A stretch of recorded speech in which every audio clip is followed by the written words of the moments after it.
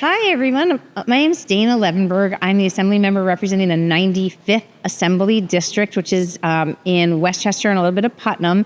And I'm excited to have my friends with me today from the garden clubs from around New York State, who we're here to celebrate Native Plant Month in New York State. A couple weeks ago, we passed a resolution on the floor of the Assembly recognizing April as Native Plant Month. And the reason it's so important to recognize Native Plant Month is because we know how important native plants are to the sustainability of our environment, of our whole species, really. We want to make sure that people understand what the importance of native plants are. And because of that, I'm going to engage my wonderful garden club members and leaders in a little bit of a Q&A so they can answer some questions about native plants to help us all better understand the importance of native plants to our local regions and to our state and to our country and, in fact, our whole world. So with that, I'm going to start by asking a question to Kate.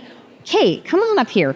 Tell me, what are native plants and why are they important and what role do they play? It's a very good question. So native plants are plants that have been indigenous to North America, to our region, prior to European settlement. They play a very important role in the food chain. They're the bottom of the food chain, and they take in sunlight and transport that into energy that can be used throughout the entire food chain after they have been consumed by our next producers, which are our caterpillars, who they have co-evolved with for a millennia, which is why they're so important, because that's the only thing those caterpillars can eat. And then they can bring that energy into the rest of the food chain. Without native plants, caterpillars have no food, and subsequently, going up the chain, nobody is having it. Well, we need food. Can you talk a little bit about what is an ecoregion and how, because you talked a little bit about indigenous plants to New York State as a whole, but how can people find native plants that are appropriate for their specific area? Yes, very good question. So while native plant is kind of a broad term, and like I said at the beginning, it could apply to plants that are native to the Northeast broadly or to the United States broadly, an ecoregion kind of simplifies and narrows down areas. For example, I live in Troy, New York. Our ecoregion there is 59I, so it's a very specific region that's divided up runs along the Hudson corridor and takes into account microclimates and various other things, not just hardiness zones. Just because we can plant a plant here, because it can survive here in our hardiness zone, doesn't mean we should. So it takes into account the history of what was growing here thousands of years ago. And so do I just go to Home Depot and say native plant? How do I find them? Very good question.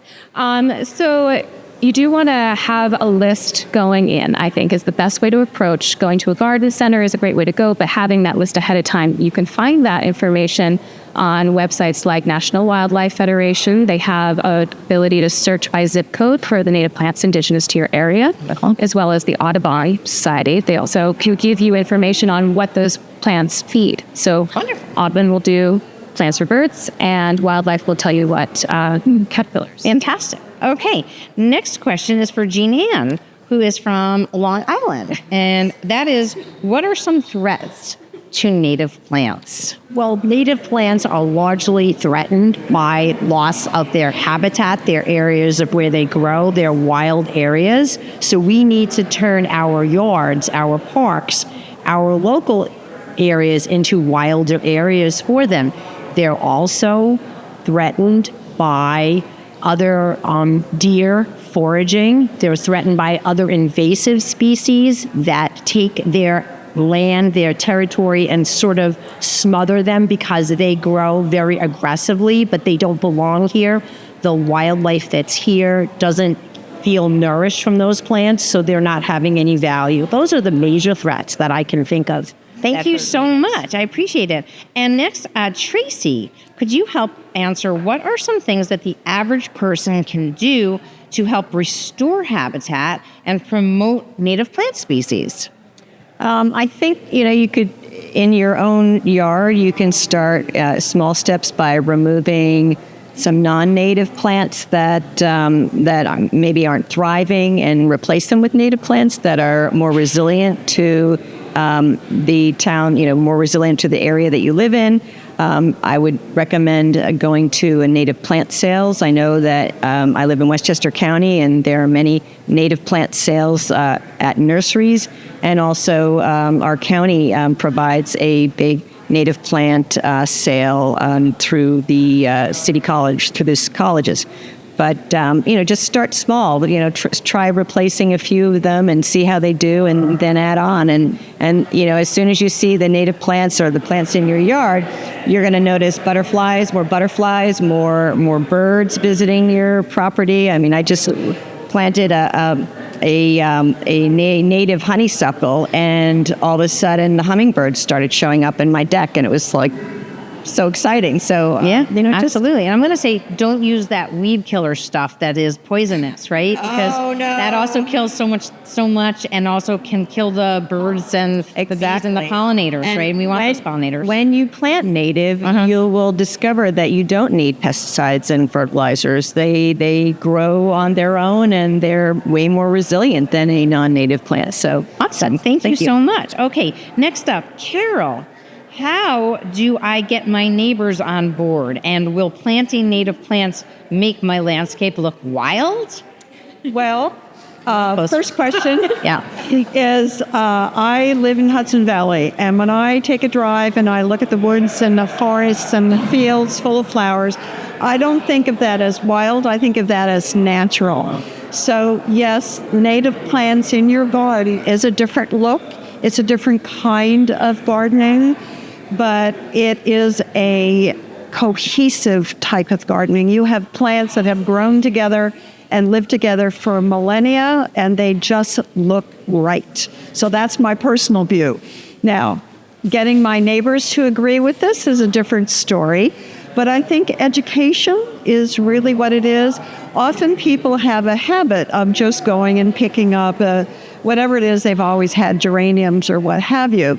And I have conversations with my neighbors all the time, and we're collaborating on a shrub area. And though she's had some suggestions, I had some other suggestions, and we'll do that together. I think you can't battle your neighbors. You have to work with them. And by the way, my native geranium comes back every year. Absolutely. Right? I have them in my garden. It's wonderful. They're wonderful. So you can have geraniums, just have to have the native kind. You have to have the native kind. Absolutely. Okay, next up, Pamela. Pamela, you're going to help us with a bunch of different questions, one of which is, why should I not plant non-native plants? Is that a good thing or a bad thing? What are invasive plants? Can you give me an example? And what's the difference between non-native and invasive, and what can we do to combat invasive? So it's kind of non-native invasive question and answer. Well, first, Dana, thank you very much for doing this. The more we can talk about native plants and to understand this, the better we're going to do for our environment.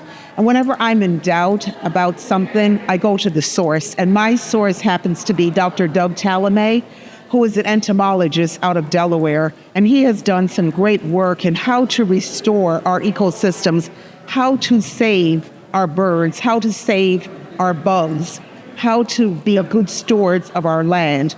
And one of the things that he talks about, we talk about native plants, to think of those as contributors to the environment. And as Kate said earlier, as a contributor, caterpillars are going to look for food. Butterfly and moth babies need something to eat, and they're going to eat a native plant because they co-evolve together. That's a contributor. Other plants, we can have a non-contributor. Like, I love hostas. They're beautiful plants, but they're like candy in my yard, eye candy in a way. They're not really contributing. They're contributing to beauty. They're not doing any damage. They're just there. And then the third area is where we really are concerned with, and that's where we get into invasive or destructive plants. And some examples of them, we all love, like Bradford pear trees. They're horrible. They are the poster child for bad and invasive in our area. No one eats them. There's a few little, maybe bugs may nibble here and there, but no one eats them. But they crowd out native plants in our area. Burning bush is another one we love so much. it crowds out native plants. No one's eating it. We like the red bushes, and they're alternatives. We can use instead. So those are like two of my favorite bad boys. And another one too for New York State is a plant called Plant of Heaven. What's a tree of heaven? And it's really not a tree of heaven. And it actually, Maybe you should go to heaven. yeah, I know. It encourages this spotted lanternfly, Yes. which is destroying our vineyards. So, so when we talk about getting rid of invasive, it is critical because we must do that. Right. And what I hope that we can do is encourage nurseries to stop selling them, Right. because that's the best way for us to get rid of invasive. And I also think about like a lot of the bamboo species Yes. that are in grasses that are very beautiful, that people love to have those tall grasses. Yeah. But besides the fact that they also bring up ticks, they also are invasive and then they spread, right? Like wildfire also. Right. And so I think, I just think about those bamboo grasses and things like that that we have to be careful of. And we, Ivies. yeah, right. So one of the things, that's exactly the one I was going to share.